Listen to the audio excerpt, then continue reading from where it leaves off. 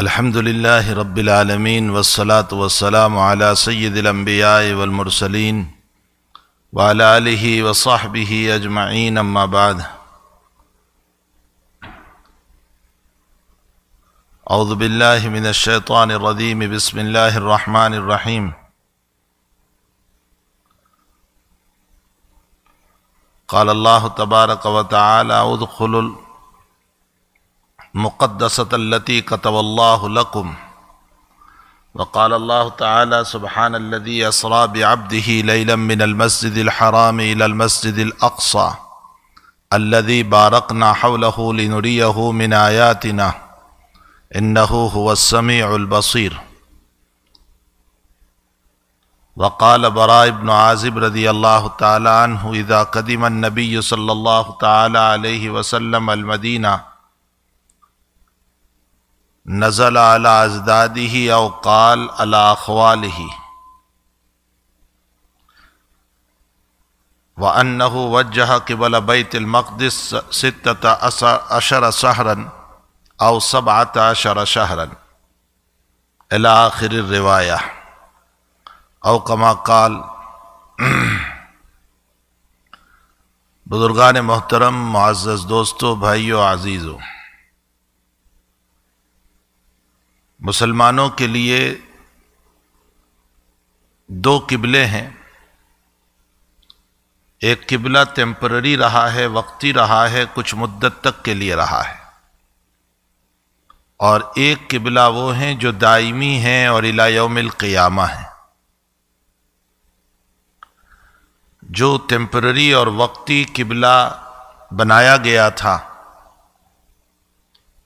وہ ہیں اللہ کا گھر بیت المقدس، جس کو مسجد اقصی بھی کہا جاتا ہے، اور اس کے بعد مسلمانوں کے لیے جو دائمی قبلہ بنایا گیا وہ ہے کعبۃ اللہ۔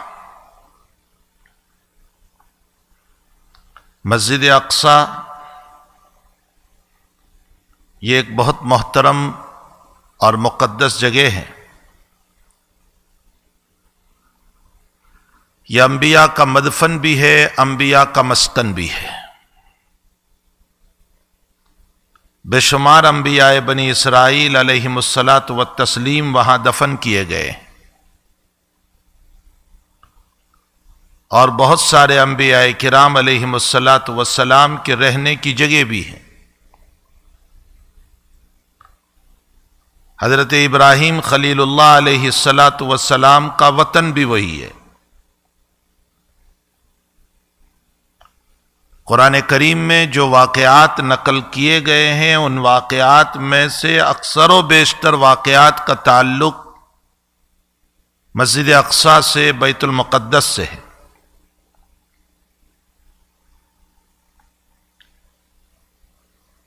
مثلا زکریا علیہ الصلاۃ والسلام کا محراب میں جا کر اللہ کو یاد کرنا اور اللہ سے دعا کرنا کہ اللہ مجھے تو لڑکا عطا فرما جو میرا وارث بنے، یرثنی ویرث من آل یعقوب واجعلہ رب رضیہ۔ قال تعالی یا زکریا انا نبشرک بغلام اسمہ یحییٰ لم نجعل لہ من قبل سمیہ۔ یہ دعا یہیں کی گئی تھی، یہیں قبول ہوئی تھی۔ اللہ تعالیٰ نے حضرت زکریا علیہ الصلاۃ والسلام کو اس دعا کے صدقے میں بیٹا عطا کیا جس کا نام یحییٰ رکھا گیا۔ یہی وہ مقام ہے کہ جہاں پر حضرت مریم علیہ السلام جبریل کے پھونک سے اللہ کے حکم سے حمل ٹھہرا اور حضرت عیسیٰ علیہ الصلاۃ والسلام کی پیدائش ہوئی۔ اس سے پہلے حضرت عمران علیہ الصلاۃ والتسلیم بھی یہیں تھے، اور حضرت عمران علیہ الصلاۃ والسلام کی بیوی حاملہ ہوئی، اور حضرت عمران کے انتقال کے بعد جس لڑکی کی پیدائش ہوئی جس کا قرآن نے ذکر کیا ہے وہ حضرت مریم علیہ السلام بھی وہیں۔ پھر حضرت عیسیٰ علیہ السلام کی تقریر انی عبداللہ آتانی الکتاب وجعلنی نبیا وجعلنی مبارکن اینما کنت واوصانی بالصلاۃ والزکاۃ ما دمت حیا، یہ یہی ہے۔ حضرت داؤد علیہ السلام کا زبور کی تلاوت کرنا یہ وہی جگہ ہے جس کو صخرہ کہا جاتا ہے جو ہم سنتے رہتے ہیں۔ صخرہ چٹان کو بولتے ہیں، اور وہ ایک چٹان ہے، آج بھی ہے، اور اس کے نیچے بیزمین کی طرح ہے کہ جہاں 70-70 کے قریب آدمی بیٹھ سکتے ہیں۔ حضرت داؤد علیہ السلام اسی جگہ بیٹھ کر تورات کی تلاوت کیا کرتے تھے۔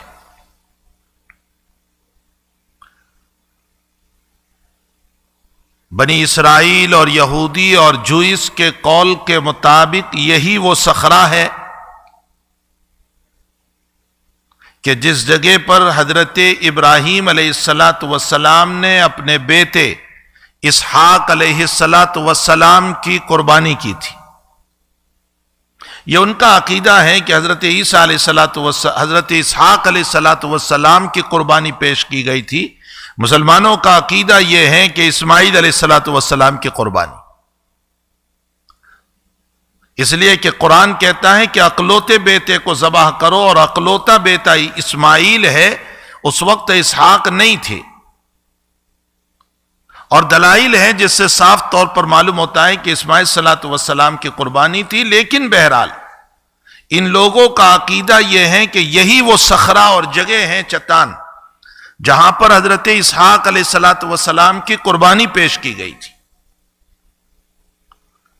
حضرت یعقوب علیہ السلام کا مسکن بھی وہی ہے، رہائش کی جگہ بھی وہی ہے۔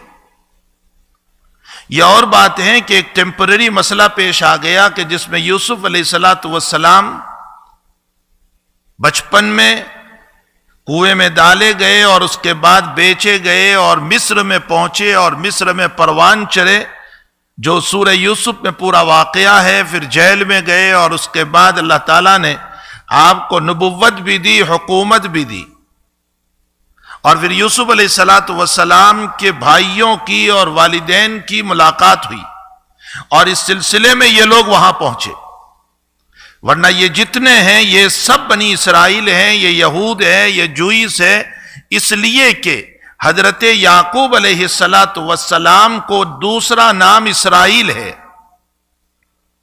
سلسلہ نسب اگر ہم دیکھیں، اب یہ مختصر وقت میں اس تاریخ کو پیش کرنا، سلسلہ نسب اگر ہم دیکھیں تو ابراہیم علیہ السلام کے دو بیٹے، ایک کا نام اسماعیل اور ایک کا نام اسحاق۔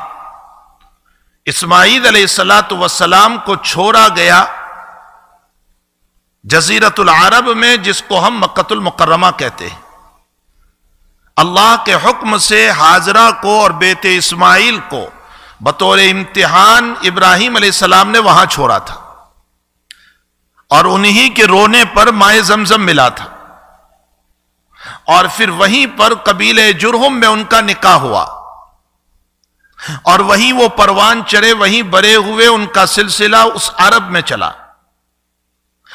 ابراہیم علیہ السلام کے دوسرے بیٹے اسحاق علیہ السلام، اسحاق علیہ السلام کا مسکن اپنے والد صاحب ابراہیم خلیل اللہ کے ساتھ فلسطین رہا، بیت المقدس رہا۔ حدیث کے اندر اس کو ایلیا کہا جاتا ہے، روایتوں میں اس جگہ کا نام جس کو ہم فلسطین کہتے ہیں ایلیا کہا جاتا ہے۔ پھر اسحاق علیہ السلام کے گھر پر ایک لڑکا پیدا ہوا جس کا نام یعقوب، اور اللہ نے ان کو نبوت سے سرفراز فرمایا۔ پھر یعقوب علیہ السلام کے 11 بیٹے ہوئے، جس کے اندر ایک بیٹے کو اللہ نے نبوت دی، اور وہ یوسف علیہ السلام۔ اور یوسف علیہ السلام کچھ حالات کی بنیاد پر مصر پہنچ گئے تھے، جو اللہ نے ایک نظام بنایا تھا، اور اس نظام کے تحت وہ وہاں پہنچ گئے تھے، اور پھر وہاں نبوت ملی، حکومت ملی۔ اور پھر آپ کے والد صاحب، والدہ اور بھائی سب وہاں پہنچے، اور حضرت یوسف کی معافی تلافی اور ملاقات کے بعد وہاں مصر میں رہنے لگے، لیکن مصر یہ ان کا اصلی وطن نہیں تھا، اصلی وطن فلسطین تھا۔ جب مصر میں رہنے لگے تو ایک مدت گزری، اس مدت کے گزرنے کے بعد یوسف علیہ السلام کی وفات کا وقت قریب آیا تو آپ پھر تدفین کے لیے فلسطین تشریف لے آئے، اور ادھر حالات یہ ہوئے کہ وہی جو سلسلہ یوسف علیہ السلام کا اور ان کے بھائیوں کا اور ان کے سلسلے اولاد جو چلی ہے وہ وہی مصر میں رہی۔ تو اب بنی اسرائیل جو ہیں، یعقوب علیہ السلام کا دوسرا نام اسرائیل، اور ان کی اولاد کو بنی اسرائیل کہا گیا، اور یعقوب علیہ السلام کے بڑے بیٹے یہودا، اور اس بنیاد پر ان کو یہودی بھی کہا گیا۔ اور لفظ یہودی بہت اچھا نام ہے، اس لیے کہ قرآن یہ کہتا ہے کہ ہاد یہودو کا معنی ہے رجوع اللہ، اللہ سے رجوع کرنا، توبہ کرنا، اللہ سے رونا اور گرگرانا، یہ ہے یہود کا معنی۔ ظاہر سی بات ہے کہ ان لوگوں نے کچھ مسائل جب اس زمانے میں پیش آئے، جس کے نتیجے میں بعد میں اللہ سے رونا دھونا ہوا، رجوع کرنا ہوا، جس کی بنیاد پر ان کو یہودی کہا گیا۔ امام بخاری رضی اللہ تعالیٰ عنہ اسی لیے تفسیر کرتے ہوئے فرماتے ہیں کہ ہدنا ای تبنا، یعنی ہم نے اللہ کی طرف رجوع کیا، اور وادی تیہ میں تھوڑی سی نافرمانی کی بنیاد پر جب حالات آ گئے تو پھر بعد میں ان لوگوں نے توبہ کی تھی، جس کی بنیاد پر ان کو یہودی کہا گیا۔ مصر میں ایک ٹیمپرری حالات کی بنیاد پر یوسف علیہ السلام کے ضمن میں پہنچے تھے، وہی مسکن تھا۔ اس درمیان یوسف علیہ السلام دنیا سے روانہ ہو گئے، اور مصر میں بادشاہت بدلی اور فرعونیت آتی چلی گئی۔ فرعون ایک نہیں ہے، اصل میں اس زمانے میں بادشاہوں کے کچھ لقب ہوا کرتے تھے، چاہے نام ان کے کچھ بھی ہو۔ جیسے رومن کا جو بادشاہ ہوتا تھا اس کو قیصر کہا جاتا تھا، ایران کا جو بادشاہ ہوتا تھا اس کو کسرا کہا جاتا تھا، یمن کا جو بادشاہ ہوتا تھا اس کو تبا کہا جاتا تھا، حبشہ کا جو بادشاہ ہوتا تھا اس کو نجاشی کہا جاتا تھا، تو مصر کا جو بادشاہ ہوتا تھا اس کو فرعون کہا جاتا تھا۔ البتہ موسیٰ کے مقابلے میں جو فرعون آیا ہے وہ ایک ظالم و جابر فرعون تھا، ورنہ فرعون عنوان سے تو بہت سارے بادشاہ گزرے مصر میں، یہ ان کا ایک لقب ہوا کرتا تھا۔ یہ لوگ وہیں رہے سلسلہ یوسف میں، آگے چل کر موسیٰ علیہ السلام تشریف لائے، وہیں مصر میں آباد ہیں۔ حضرت ہارون علیہ السلام کی تشریف آوری، ان کی نبوت، اور پھر موسیٰ اور ہارون علیہ السلام کی پوری زندگی کو قرآن کریم نے نقل کیا جگہ جگہ پر، جہاں جس مضمون کو سمجھانے کی ضرورت پڑی اس امت کو اللہ نے موسیٰ اور ہارون علیہ السلام کے اتنے سے واقعے کو لے کر اس امت کو سمجھایا۔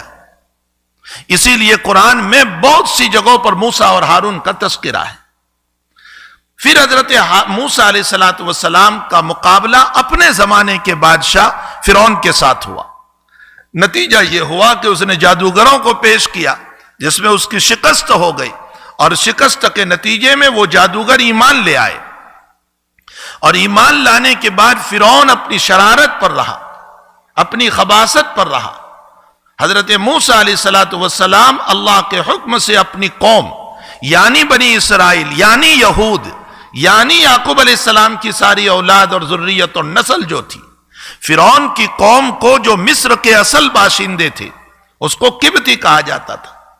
جیسے آپ کے وہاں اس ملک میں اصل باشندے جو ہوتے ہیں ان کو ریڈ انڈین کہا جاتا ہے، اور باقی لوگ باہر سے آئے ہوئے ہیں، تو مصر کی اصل قوم کو قبطی کہا جاتا تھا، اور دوسرے لوگ جو ہیں بنی اسرائیل تھے جو یعقوب علیہ السلام کی اولاد میں سے تھے۔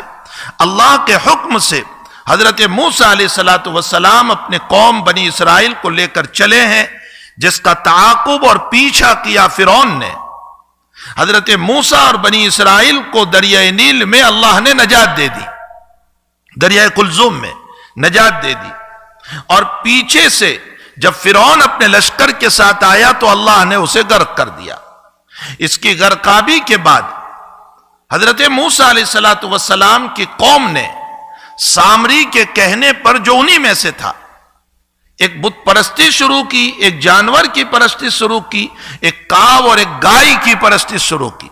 حضرت موسیٰ نے اس بت پرستی سے اپنی قوم کو بچایا، اور پھر تورات آپ کو دی گئی، اس تورات کو لے کر کے اپنی قوم کو سمجھایا، اور پھر اللہ کا حکم ہوا کہ تمہاری اصل بستی جو ہے وہ فلسطین ہے، تمہارا ملک ہے، تمہاری کنٹری ہے، اور قوم عمالقہ وہاں آباد ہو گئی ہے، ظالمانہ جابرانہ، اس لیے تم جاؤ اور وہاں جا کر کے اپنی بستی کو واپس لو۔ لیکن ان لوگوں کا حال یہ ہوا کہ یہ بزدل بنے، اور اس بزدل کے نتیجے میں حضرت موسیٰ کو جواب دیا، اذهب انت وربك فقاتلا انا هاهنا قاعدون، جا تو اور تیرا رب جا کر کے لڑ لے موسیٰ، ہم آنے والے نہیں ہیں۔ اس کا نتیجہ یہ ہوا کہ اللہ نے 40 سال تک ان کے دماغوں کو معوف کر دیا، دماغ کام نہیں کر رہے تھے، اور وادی تیہ میں پھنس گئے، صبح شام وہیں تھے، نکلنے کا مسئلہ ان کو معلوم نہیں ہو رہا تھا۔ لیکن حضرت موسیٰ نبی ہیں، رحمت والے ہوتے ہیں، دعا فرمائی تو اللہ نے سایہ بھی دیا بادلوں سے، اور اللہ تعالیٰ نے من و سلوہ بھی کھانے کے لیے ان کو عطا فرمایا۔ یہ سلسلہ چلتا رہا۔ حضرت ہارون کا انتقال موسیٰ علیہ السلام نے اپنے انتقال سے پہلے فرمایا کہ اے اللہ مجھے بیت المقدس سے قریب کر دے تاکہ میری موت وہاں ہو۔ علماء نے لکھا ہے کہ اس سے معلوم ہوتا ہے کہ مقام مقدسہ میں مرنے کی تمنا کرنا جائز ہے، اسی لیے تو موسیٰ علیہ السلام نے بیت المقدس کے قریب موت کی تمنا کی۔ حضرت موسیٰ علیہ السلام ادھر تشریف لے گئے، ان کا انتقال، حضرت ہارون کا آپ سے پہلے انتقال، وادی تیہ میں ان کو دفن کیا گیا۔ یہ قوم اسی طرح چلتی رہی، بالآخر اس قوم کے اندر بہت سارے پیچھے نبی آئے۔ ان انبیاء کرام علیہم الصلاۃ والتسلیم میں ایک نبی آئے شمیویل علیہ السلام۔ اب شمیویل علیہ السلام کے زمانے میں انہی بنی اسرائیل نے حضرت شمیویل سے کہا کہ ہمارے اوپر پہلے موسیٰ علیہ السلام نے کہا تھا کہ ہماری بستی فلسطین ہے اور اس کو لینا ہے، لیکن ہم اس وقت بیٹھ گئے، حالات آ گئے، اب ہم چاہتے ہیں کہ کوئی بادشاہ ہمارا بنا دو تاکہ اس بادشاہ کی تحت ہم رہ کر کے اپنی بستی فلسطین کو واپس لیں۔ شمیویل علیہ السلام نے اپنے قوم کے تجربہ کی نتیجے میں اور تجربات کی روشنی میں یہ کہا کہ مجھے خوف ہے کہ تم وفاداری نہ کرو گے۔ کہا نہیں، بالکل ہم وفاداری کریں گے، اس لیے کہ قوم عمالقہ نے ہم پر بڑا ظلم کیا ہے، اور ظلم کا حال یہ ہوا تھا کہ وہاں سب تتر بتر کر دیا تھا۔ تو کہا ہم کیوں نہ کریں، ہمارے بچوں کو قتل کیا، اولادوں کو قتل کیا، بیویوں کو قتل کیا، ہم کیوں نہ لڑیں ان سے۔ شمیویل علیہ السلام نے اللہ سے دعا فرمائی، اللہ نے ایک نوجوان کو جو انہی میں سے تھا بادشاہ مقرر کیا، اس کا نام تھا طالوت۔ طالوت کی عمر 30 سال کی تھی، لیکن سماجی اعتبار سے اس کا خاندان ہائی لیول کا نہیں تھا، دولت کے اعتبار سے بیچارہ غریب تھا، بکریوں کا چرواہا تھا، اور جو بادشاہ کے بیٹے ہوا کرتے ہیں یہ بادشاہی خاندان سے نہیں تھی۔ اس لیے قوم نے پھر اشکال کیا کہ تم نے ایسے انسان کو ہم پر بادشاہ مقرر کیا جو بادشاہ نہ مالداری کے اعتبار سے ہے، نہ دولت کے اعتبار سے ہے، نہ خاندانی اعتبار سے ہے، نہ کوئی بادشاہ کے سلسلے سے ہے، ہم اس کو نہیں مانتے۔ حضرت شمیویل علیہ السلام نے فرمایا کہ تم ہی لوگوں نے مانگا تھا، اور یہ سلیکشن ہے اللہ کی طرف سے، اللہ نے اس کو مقرر کیا ہے۔ تو کہا اچھا کوئی نشانی لے آؤ۔ نشانی یہ ہے کہ وہ جو صندوق ایک تھا، ایک پیٹی تھی جس کے اندر تبرکات نبوی تھے، آدم علیہ السلام کے کچھ تبرکات تھے، نوح علیہ السلام کے تبرکات تھے، اس کے علاوہ موسیٰ علیہ السلام کی جوتیاں مبارک تھی، اس کے علاوہ ہارون علیہ السلام کے کپڑے تھے، یہ سب تبرکات تھے۔ یہ صندوق قوم عمالقہ نے ہڑپ کر لیا تھا، غصب کر لیا تھا، لے لیا تھا۔ تو کہا وہی صندوق اللہ تمہیں دوبارہ عطا کر دے تب تو تم مانو گے طالوت کی حکومت کو۔ کہا بالکل۔ ان لوگوں نے دیکھا کہ فرشتے وہ صندوق اور پیٹی کو لے کر کے اتر رہے ہیں۔ نتیجتاً طالوت کو مان لیا۔ طالوت نے 70,000 آدمیوں کو اپنے ساتھ لیا جو بنی اسرائیل تھی، یہود تھی، اور لے کر کے چلے ہیں، اور ان میں داؤد بھی ایک انسان تھے۔ داؤد بالکل ینگ تھے، 6 بھائیوں میں سب سے چھوٹے تھے، اور داؤد جب چلے ہیں تو اس موقع پر 3 پتھروں نے یوں کہا کہ اے داؤد خود نہیں، مجھ کو لے لے، میں تیرے کام آ جاؤں۔ طالوت چلے ہیں مقابلے کے لیے، اس وقت وہاں کا ظالم اور جابر بادشاہ فلسطین کا جالوت تھا۔ قرآن کریم اس واقعے کو نقل کر رہا ہے اور یہ کہہ رہا ہے حضرت طالوت نے 70,000 بنی اسرائیل جو ساتھ تھے ان سے یہ بھی کہا کہ دیکھو اللہ بیچ میں تمہارا امتحان لے گا، ایک دریا آئے گا، ایک ندی آئے گی، پانی نہ پینا، اگر پینا ہو تو تھوڑا سا، بہت زیادہ نہ پینا، ورنہ تو پھر تم بزدل ہو جاؤ گے، میرے ساتھ چل نہیں پاؤ گے۔ وہ جب دریا اور ندی آئی ہے، لوگوں نے خوب پانی پیا، برداشت نہ کر سکے، پیاس خوب لگی تھی۔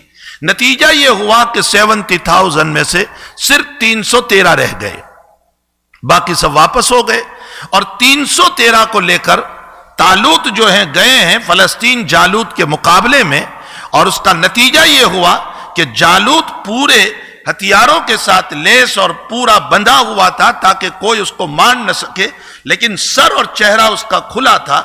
داؤد نے اٹھا کر کے اس کو 3 پتھر مارے ہیں اور اسی میں جالوت کی موت ہو گئی۔ فلما فصل طالوت بالجنود قال ان اللہ مبتلیکم بنہر، یہ اس دوسرے پارے کے آخری رکوع میں اللہ نے اسی کو بیان فرمایا۔ جالوت کی حکومت ختم ہوئی اور طالوت کے ہاتھوں پر لشکر کو کامیابی ملی جو 313 تھے، اور طالوت کے انتقال کے بعد داؤد کو حکومت ملی، اور صرف حکومت نہیں ملی بلکہ حکومت کے ساتھ ساتھ نبوت بھی ملی۔ یہ وہی داؤد ہے علیہ السلام جن کو اللہ نے نبوت بھی دی، حکومت بھی دی، اور آپ نے بیت المقدس کی بنیاد رکھی۔ لیکن یہ بنیاد چل رہی تھی کہ داؤد علیہ السلام کے انتقال کا وقت آ گیا، اور آپ کے بیٹے کو اللہ نے نبوت بھی دی، حکومت بھی دی اسی فلسطین کے اندر، جن کا نام ہے سلیمان علیہ السلام۔ سلیمان علیہ السلام نے اس پورے بیت المقدس کو، اقصی کو، جس کو ہیکل سلیمانی کہا جاتا ہے، اس پورے ہیکل سلیمانی کو کھڑا کیا، اور جناتوں کی مدد سے، جس کے اندر 1200 انسان اور اس کے علاوہ بے شمار جن کام کر رہے تھے، اور انہی کے ذریعے سے اللہ کے اس گھر کو سلیمان علیہ السلام نے کھڑا کیا۔